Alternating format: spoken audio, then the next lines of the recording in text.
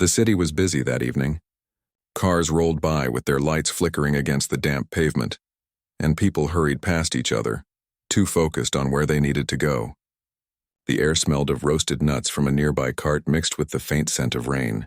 In the middle of all that noise, an old man sat quietly beside a public piano that had been placed near the fountain. His jacket was torn at the elbow. His shoes didn't quite match, and his hair carried the signs of many sleepless nights. He wasn't begging loudly like some did. He only had a small cardboard sign beside him that said, "Can I play for food?" The letters were uneven, written in a shaky hand. Most people passed by without looking.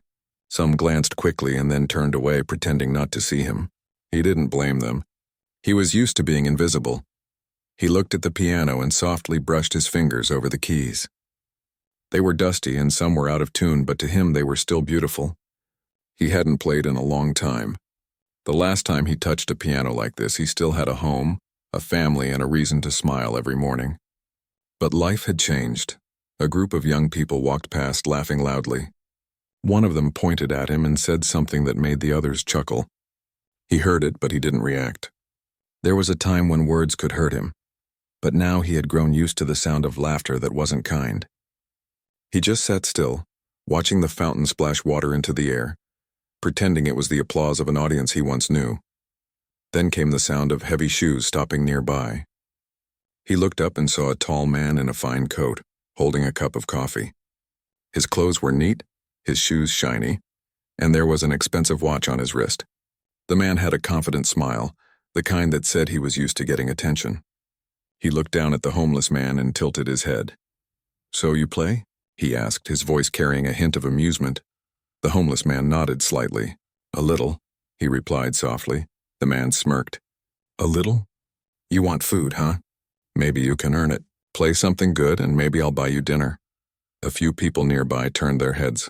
The man's tone wasn't exactly kind. It was more like he was trying to entertain himself. The homeless man hesitated, unsure if he should take it seriously. "Go on," the man said again, stepping back and crossing his arms. "Show me what you've got." The homeless man looked at the piano, his heart beating faster. It had been years since he played in front of anyone. His fingers were stiff and his hands shook slightly from the cold. He could feel eyes on him, strangers watching, judging. But inside, something whispered, "Play." He placed his fingers on the keys. For a moment, he didn't press anything. The noise of the city seemed to fade away. It was just him, the piano, and the sound of his own heartbeat. When he finally pressed the first note, it came out soft and uneven. A few people chuckled. The wealthy man took a sip of his coffee and raised an eyebrow, clearly expecting the performance to fail. But then something shifted. The man at the piano closed his eyes, took a slow breath, and let his fingers move again. This time smoother, steadier. The melody that came out was gentle and full of emotion. It wasn't perfect, some keys were broken, but the feeling behind each note was pure. It was the kind of music that made people stop walking and listen without knowing why. At first, just a few heads turned. Then more. Soon, a small crowd began to form around the fountain. The laughter died away, replaced by quiet attention. The homeless man didn't notice them. He was lost in the sound, lost in a memory of another life. He remembered his small apartment years ago, where he used to play for his wife every evening after dinner. She would hum along, smiling at him from the couch. They didn't have much, but back then, it felt like they had everything. When she got sick, he sold his piano to pay for her treatment. When she passed away, his world slowly fell apart. He lost his job, then his home. What he never lost, though, was the music inside him. Now sitting in the cold with strangers staring, that same music came out again, broken, raw, but alive. His fingers danced over the keys like they were remembering an old friend. Each note carried a piece of his story, the love, the pain, the loss, the hope that refused to die. The wealthy man who had been smiling smugly felt something shift inside him. His grin faded. He didn't expect to feel anything, but the melody reached into him in a way he couldn't explain. The man who looked like a beggar was suddenly not just a homeless stranger. He was someone who had lived, who had felt deeply, who had something real to say through his music. The last note lingered in the air like a whisper, then silence. No one spoke for a few seconds. It was as if the world held its breath. Then someone began to clap. Another joined in. Soon the entire crowd was applauding. The homeless man opened his eyes slowly, looking around in confusion. He wasn't used to people clapping for him anymore. He gave a small, almost shy smile. A woman from the crowd stepped forward and placed a sandwich and a cup of coffee beside him. "That was beautiful," she said softly. He nodded, too overwhelmed to reply. The wealthy man approached again, but this time there was no smirk on his face. He looked at the man for a long moment before speaking. "I didn't expect that," he admitted quietly. "You're really good," the homeless man smiled faintly. "Thank you. I just wanted to play." The man seemed unsure of what to do next. He reached into his pocket, pulled out a bill, and placed it on the piano. "Get yourself something warm to eat," he said. His tone was different now, softer, more human. The homeless man looked down at the money and then back up at him. "Thank you," he said again. The crowd began to slowly move away, but a few people stayed. They wanted to talk, to ask questions, to know his story. He didn't share much. He just said, "Life can take everything from you, but it can't take what's inside." That night, as the crowd faded and the lights dimmed, he sat alone by the piano, eating the sandwich someone gave him. The bread was simple, but it tasted better than anything he'd had in a long time. He looked at the piano keys, still faintly warm from his hands, and smiled. For the first time in years, he didn't feel invisible. He stayed there until the fountain's timer shut off and the square grew quiet again. A soft breeze moved through the empty space. He placed his hands on the keys once more, playing softly to himself. Not for money, not for food this time, but because he remembered who he was. Somewhere in the distance, the man with the coffee was still walking home. The sound of that piano followed him in his mind. He couldn't stop thinking about it. He realized how quick he had been to judge, how easy it was to look at someone's clothes and decide their worth. He had everything a person could want, yet the music from that old piano had stirred something in him that money never did. He promised himself that if he saw that man again, he'd do more than just hand him a few bills. He'd listen, maybe even help. But the homeless man didn't expect any of that. He didn't need pity. That night he had what he wanted most, a chance to be seen, to remind himself that he still mattered. As the city quieted down, he leaned back and looked up at the stars. They were faint, barely visible through the lights, but they were still there, like hope. He whispered softly, almost to himself. "Thank you for listening." No one answered, but somewhere, the sound of water from the fountain seemed to echo back, gentle and comforting. The night air was cold, yet inside, he felt a warmth that came from something deeper than food or shelter. It came from knowing that even after everything, the music was still inside him, waiting, alive and strong.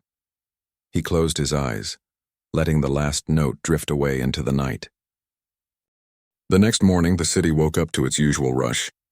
The noise of buses, chatter, and footsteps filled the air. But in one small corner of the square beside the old fountain, a quiet tune floated softly from the piano. The same homeless man sat there again, his fingers moving slowly over the keys as the sunlight touched his tired face. His jacket was still worn, but there was something different in his eyes, a small spark that hadn't been there the night before. He didn't know that someone had filmed him playing. He had no idea that the short clip of him sitting at the piano was already spreading online. All he knew was that for the first time in a long while, people had listened to him, really listened.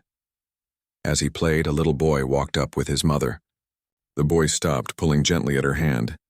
"Mom, that's the man from the video," he whispered. His mother looked confused. She hadn't seen it yet, but the boy was right. That was the man who had amazed so many hearts overnight. The homeless man looked up and smiled at the child. "Good morning," he said softly. The boy grinned and waved shyly. The mother smiled too and handed the man a paper bag. "It's breakfast," she said kindly. "We saw you play yesterday. My son wouldn't stop talking about you." The man's eyes softened. "Thank you," he said. "That means a lot." He placed the bag beside him and began to play again, something calm and warm. The boy sat down near the fountain, listening quietly. It was a simple tune, but it had a strange way of making people feel at peace. As the music filled the air, a few passers-by stopped. Then more came. Within half an hour, a small crowd had gathered again. This time there was no laughter, no mocking. People were recording, smiling, and even clapping softly between songs. Someone dropped a few bills into the open piano case. Others followed. For the first time in a long while, the man earned not just money, but respect. Around noon, a young woman from a local cafe approached. She handed him a cup of hot coffee and said, "You should come inside later. My boss said you can play for customers if you want." He looked surprised. "Play inside?" She nodded. "Yes, people loved your video. It's all over the internet. Everyone's talking about you." He blinked, confused. "Video?" She smiled. "Someone filmed you yesterday when you played that beautiful song. You've got thousands of views already." He didn't quite understand what that meant, but he could tell it was something good. For years, no one had cared who he was. Now suddenly strangers were offering him food, kindness, and chances. It felt unreal. Later that day, the man in the fine coat, the one who had mocked him the night before, returned. He walked through the crowd quietly this time, keeping his hands in his pockets. When the music stopped, he stepped closer and said, "I've been looking for you." The homeless man looked up, surprised but calm. "You found me," he said. The man hesitated before speaking again. "I owe you an apology. I was wrong yesterday. I shouldn't have treated you like that." The homeless man just nodded, not angry, not bitter. "It's all right," he said softly. "Most people don't look twice." The man sighed. "Still, I was rude. And your music. I can't get it out of my head. I showed it to my wife last night. She cried." The homeless man looked down at his hands. "Music has a way of doing that," he said gently. The man in the coat stood there for a moment, unsure how to continue. Finally, he said, "I own a small event space. We host gatherings and shows. If you'd ever like to play there and just once, I'd be honored to have you." The offer hung in the air like a fragile dream. The homeless man didn't know what to say.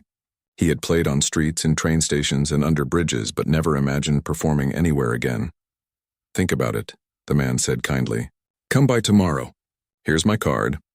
He handed him a simple white card and walked away, leaving the homeless man staring at it as if it were made of gold. That evening, the square was quieter. The crowd had gone, the cafe lights flickered on, and the man sat beside the piano looking at the card in his hand. He turned it over and over, unsure if it was real. He remembered all the times he'd been turned away from restaurants, from jobs, from people's eyes. Now someone wanted him to play again, not for food, not for pity, but for music. He looked up at the sky and whispered, "Maybe this is a sign." The next morning, he took the card and went to the address written on it. It was a small but elegant building near the park, with a glass door and warm lights inside. He hesitated before entering. A receptionist looked up, surprised to see him. But when he mentioned the man's name, she smiled and guided him to a small room with a grand piano at the center. The same man from the night before appeared moments later. He smiled genuinely this time. "You came." "Yes," the homeless man said softly. "You said I could play."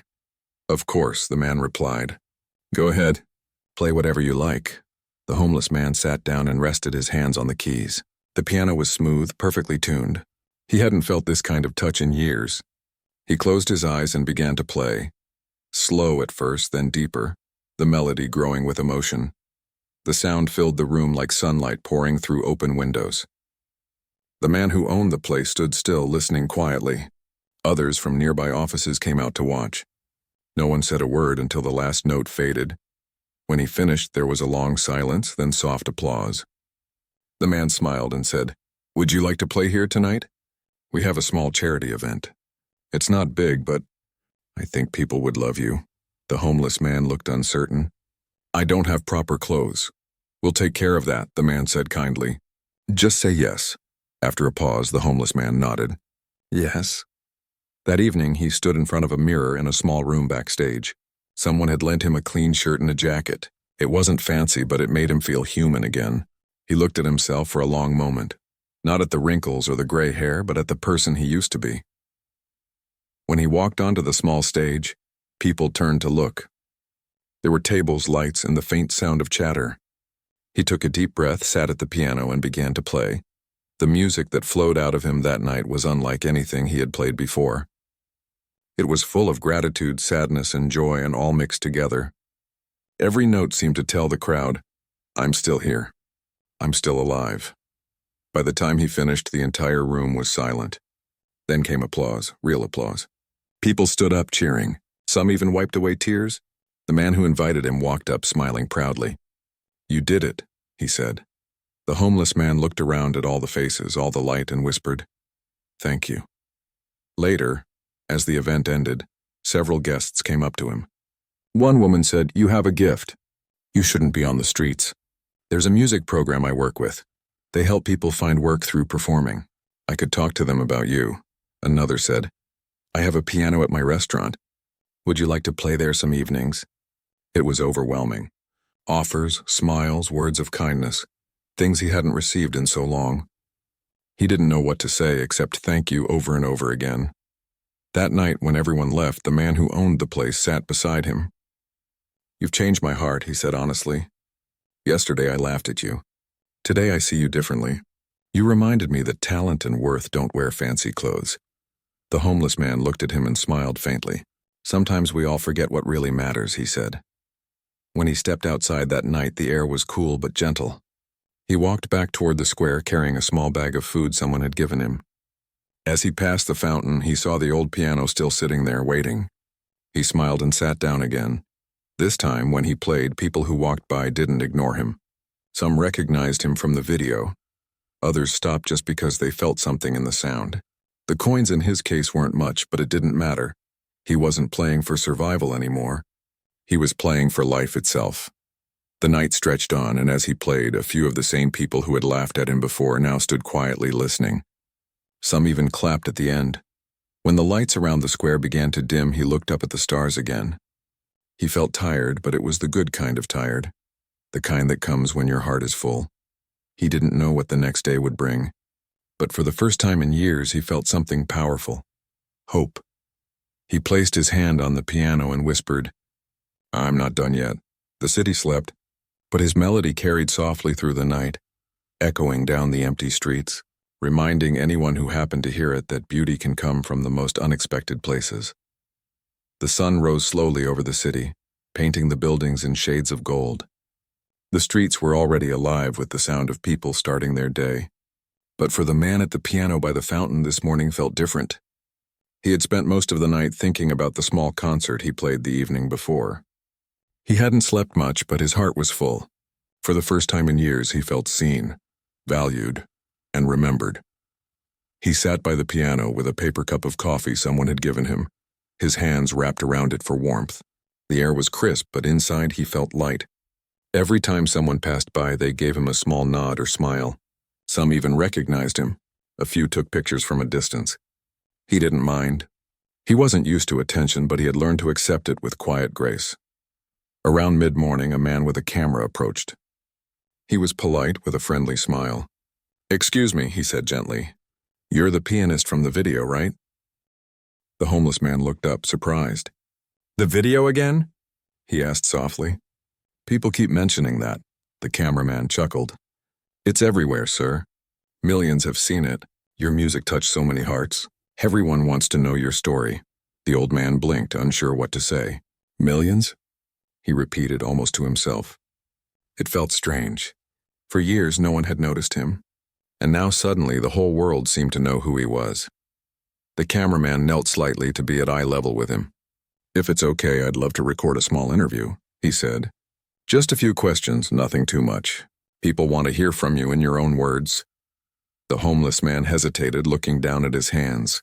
He wasn't used to being asked for his story. For so long, his past had been something he avoided talking about. But now maybe it was time. "All right," he said finally. "But I don't have much to say." The cameraman smiled kindly. Sometimes the simplest words mean the most. They filmed for only a few minutes. The man spoke softly, telling small pieces of his story. How he used to play in small bars and cafes. How he fell in love with a woman who believed in him. How life began to fall apart after she got sick. He spoke about losing everything but never losing the sound of the piano inside him. When the cameraman left, he thanked him and said, "You're going to inspire a lot of people." By evening, the interview was online. Within hours, comments poured in. People wrote how his story brought them to tears, how his music reminded them of what truly matters. Some offered help. Others asked where they could find him. The internet, which could be cold and cruel at times, was now full of warmth for him. The next day he was sitting by the fountain again when a young woman walked up holding a laptop. She was excited, out of breath.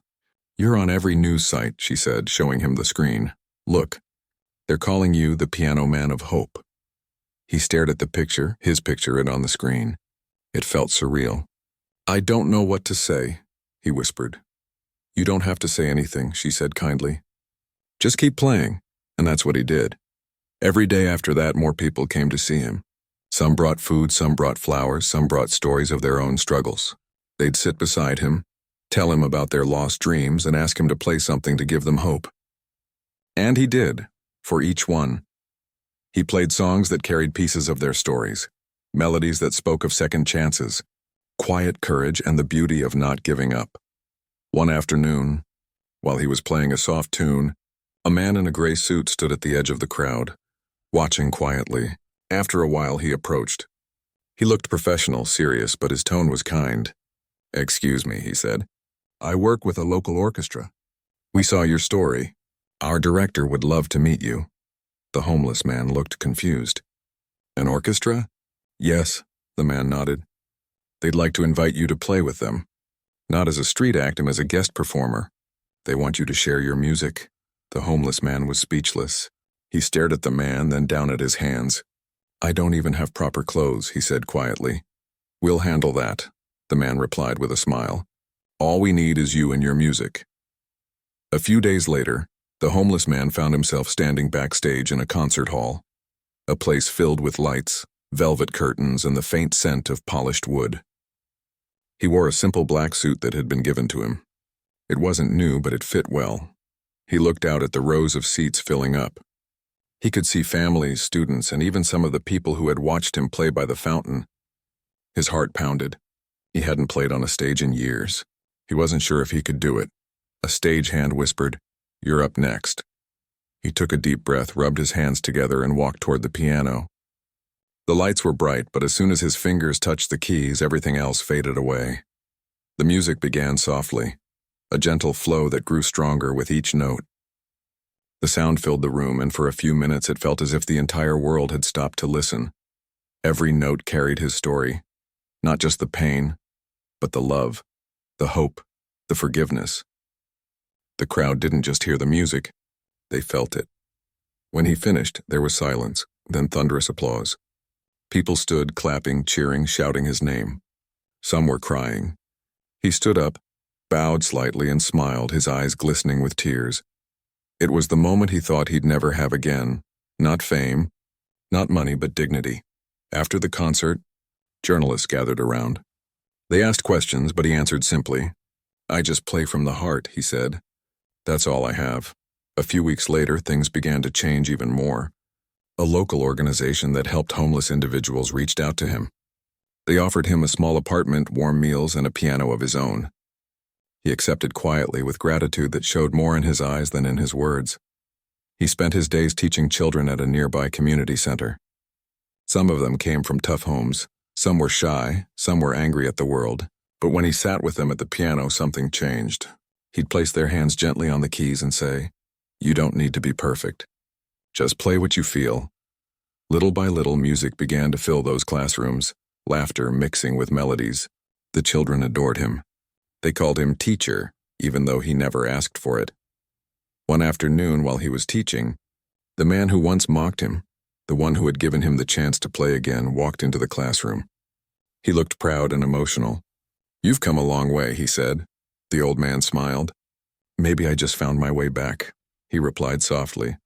They sat together for a while, listening to the children play. The younger man finally said, "You changed me, you know. I used to think success was about money, but now I see it's about kindness. You reminded me of that." The homeless man, now not so homeless anymore, looked at him and said, "Music has a way of teaching us what words can't." In the evenings, he often returned to the fountain, not because he needed to, but because it felt like home. People still gathered, still asked him to play. He never refused. He played for them with the same heart he had when he sat there hungry and alone. One evening, a small girl came up to him holding a drawing. "This is you," she said shyly, showing him a picture of a man at a piano with people smiling around him. He looked at it and smiled. "That's beautiful," he said softly. Can I keep it? She nodded eagerly. Yes, my mom says you're famous now, he laughed gently.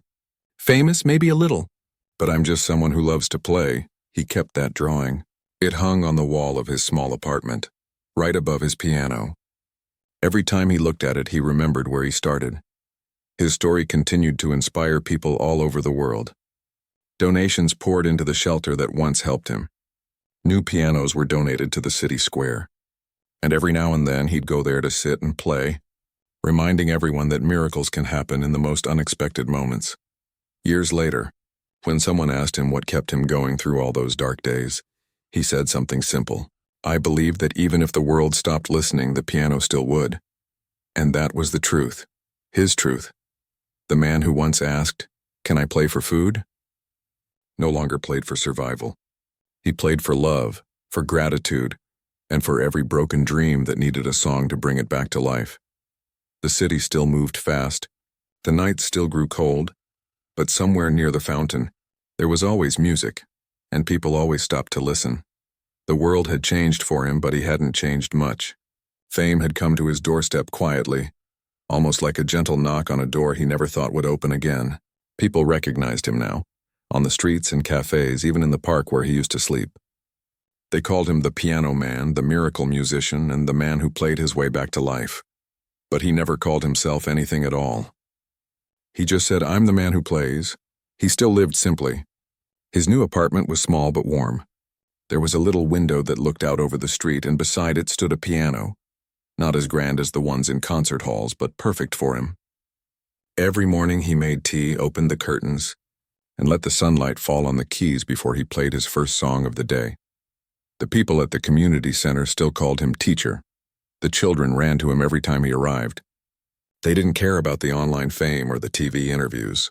To them, he was the man who made music sound like magic. One afternoon, while he was helping a shy boy learn a new tune, the head of the community center came in holding a letter. This came for you, she said, handing it over with a smile. He wiped his hands and opened it carefully. Inside was an invitation. A major concert hall in the city wanted him to perform, again, this time in a special event titled From the Streets to the Stage. They wanted him to tell his story, through music. He looked at the letter for a long time. They really want me? He asked quietly. They do, she said. And you deserve it. That night he couldn't sleep. He sat by his window, watching the city lights flicker. He thought about everything. The nights he'd spent hungry, the people who had walked past him without a glance, and the few kind souls who had stopped to listen.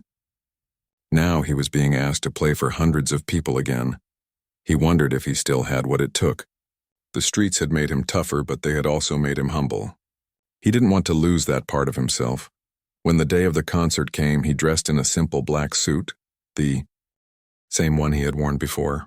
He looked at himself in the mirror and whispered, "Just play from the heart." The hall was full. The lights were bright, and the audience waited in silence as he walked onto the stage. Cameras were everywhere, but he didn't look at them. He sat down at the piano, closed his eyes, and began to play. This time his music told a different story. It wasn't just about struggle or pain. It was about hope, kindness, and gratitude. He played for every person who had ever been ignored, for every soul that had felt unseen, for every small act of goodness that went unnoticed. The sound filled the hall, soft at first, then powerful, a wave of emotion that made the audience lean forward and hold their breath. When he finished, the crowd stood and clapped for what felt like forever. He bowed, smiling shyly, tears shining in his eyes. He wasn't just a street musician anymore. He was a symbol of hope. After the concert, people lined up to meet him. Some brought flowers, others brought letters. One woman holding a small child said, "Your music saved me. I was going through something dark, and then I saw your video. It gave me strength to keep going." He didn't know what to say. He just took her hand gently and said, "That means more than you can imagine." But with all the new attention came things he didn't expect. Reporters began following him everywhere. Some wanted to help share his message, but others wanted to dig into his past. They wrote stories about how he lost his home, how he lived on the streets, and even about his late wife. He didn't like that. His pain wasn't meant to be sold. It was just part of who he was. He started avoiding interviews. He told people, "Let the music speak. That's enough." Still, not everyone understood. Some thought he was being secretive. Others tried to guess the details of his life. Rumors began to spread, stories he had never told. One day, while walking home, he saw his own face on a magazine cover at a store. The headline read, "The Hidden Life of the Piano Man." He stopped, looked at it for a moment, and then quietly walked away. That evening, he sat at his piano for a long time, not playing anything. The fame that had once felt like a miracle now felt heavy. He missed the simplicity of the fountain, the peace of playing for strangers who didn't ask questions. But the next day, something reminded him why he had started playing again. A small group of children from the community center came to visit him. They carried a handmade card that said, "Thank you for teaching us to believe in ourselves." Inside, each child had drawn a little piano with a smiley face. He looked at their drawings and felt his heart grow warm again. "You're the reason I play," he said softly. He realized then that fame didn't matter. What mattered was connection, the quiet moments where music brought people together. A few weeks later, the man who had once mocked him, the one who gave him that first chance, visited again. They sat in his small apartment, sipping tea by the window. "You've become a legend," the man said with a smile. He shook his head. "I've just been lucky," he said. "Life gave me a second chance." The man leaned forward. "Do you ever miss the streets?" He thought for a moment. "Sometimes," he admitted. "Not the cold, not the hunger, but the honesty. Out there no one pretends. People either see you or they don't. It taught me who I really am." The man nodded quietly. "And who are you now?" He smiled faintly. "Still learning," he said. That evening he walked back to the fountain for the first time in months. The old piano was still there, though it was more worn now. He ran his fingers across the keys. The sound was rough but familiar. A few people recognized him and began to gather. Someone whispered, "Is that really him?" He nodded to the crowd and said, "It's been a while. Mind if I play a little?" They all smiled and nodded eagerly. He sat down, straightened his back, and began to play. Not a polished song, not a performance, just a simple tune. The melody floated into the night air, soft and warm. The crowd fell silent, just like they had that very first evening. When he finished, there was a quiet pause before gentle applause filled the square. He looked up, smiling at the faces around him. Old. Young, rich, poor, all listening together. "This," he said softly, "is where it all began." From that night on, he made it a habit to come back to the fountain once every week. He played not for cameras or crowds, but for the city, for the people who needed to hear something beautiful in the middle of their busy lives. Over time, more street musicians joined him. Sometimes they played together, creating harmonies that filled the air with life. The square became known as the Music Corner. It wasn't planned. It just happened. One person inspiring another, kindness passing from one heart to the next. Years later, when he was invited to perform at an international music festival, he almost said no. He didn't think of himself as someone who belonged on a big stage. But then he remembered all the people who believed in him, the woman who gave him breakfast, the man who offered him his first concert, the children who called him teacher. He agreed to go. When he walked onto that grand stage in another country, he carried nothing but his music and his gratitude. The lights were brighter, the crowd larger, but he still played the same way, with feeling. When the concert ended, the audience stood and applauded, and he looked out into the sea of faces, thinking about how life had come full circle. Later that night, he sat alone in his hotel room with the window open. The sound of the city outside reminded him of home, of that square, that fountain, that old piano. He smiled to himself and whispered, "Thank you." He wasn't thanking the crowd or the fame. He was thanking life itself, for breaking him, teaching him, and then letting him rise again. He knew that his story wasn't really about music. It was about people, about kindness, second chances, and the quiet strength inside every heart that refuses to give up. And so he kept playing, wherever he went, for whoever would listen. Because deep down he understood something most people forgot. The greatest gift isn't being heard by many. It's touching even one soul deeply enough to make them feel alive again. That was his purpose now. That was his music. Years passed, and his story slowly became something larger than he ever imagined. What had started as a simple act on a cold evening, asking to play for food, had turned into a story that touched millions of hearts. But to him, fame was still a strange word. He didn't chase it, and he never tried to hold on to it. He just lived quietly, one day at a time, letting his music guide him wherever it wanted to go. He still walked through the same streets he once slept on. Sometimes he would stop and talk to people who were struggling, the way he once did. He never told them who he was, but he always carried a small notebook in his pocket. Inside, he had written simple notes to remind himself of what really mattered. Be kind. Listen before you speak. Never forget where you came from. Those words had carried him through the hardest years of his life, and now he hoped they could help someone else. At the community center, he had become a part of the family. Every week he showed up early to clean the old piano before the children arrived. The keys were chipped and faded now, but he said they had character. Just like people, he often told the children, even when we look worn, we can still create something beautiful. One afternoon, a young man came to the center. He looked nervous, holding a guitar that was missing a few strings. He told the staff that he had been living on the streets for months and had heard about the piano man who helped people find hope again. When they brought him inside, the older man greeted him with a gentle smile. You play? He asked. Not much anymore, the young man said quietly. People don't really stop to listen. He nodded. They will. But first you have to play for yourself. That's where it starts. He sat beside him and played a slow tune, the kind that could calm even the loudest thoughts. The young man closed his eyes and listened, his hand shaking slightly. When the song ended, he looked up and said, I haven't felt peace like that in a long time. Then keep playing, the older man said softly. Peace lives in music if you let it. Moments like that were what he lived for now. Not the applause or interviews, but the quiet ones. The ones where someone's eyes filled with hope again. As the months went by, he was invited to speak at schools and events. People wanted to hear his story, but he always spoke the same way, went simply honestly. He told them kindness is free. Music is free. The only thing that costs too much is judgment. He didn't talk about his past pain anymore.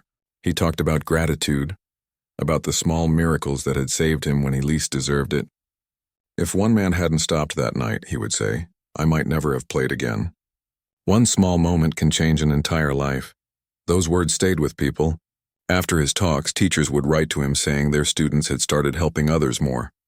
Musicians sent letters saying they played on the streets now, just to remind themselves what music really meant. He never replied with long messages. Usually he just wrote back, keep playing. But even with all the good that had come from his story, he sometimes felt a quiet sadness inside him. Not from loneliness, but from the awareness that time was passing. His hands weren't as steady anymore. Sometimes, while practicing, his fingers would miss a note and he would pause, smiling to himself. Getting old, he'd whisper with a chuckle. Yet he never complained. He said getting older was a gift. Evie. Dry wrinkle is a memory, he liked to say. One winter evening, the community organized a concert called The Sound of Hope. They wanted him to be the final performer. He hesitated at first, saying, maybe let the young ones take the spotlight this time. But the children insisted. We want to play with you, they said. He couldn't say no to that. When the night of the concert came, the small hall was filled with families, students, and people from all over the city. The air buzzed with excitement. The children performed their songs first. Simple tunes, some offbeat, some out of tune, but all played with heart. He clapped for each one, cheering louder than anyone else. Finally, it was his turn.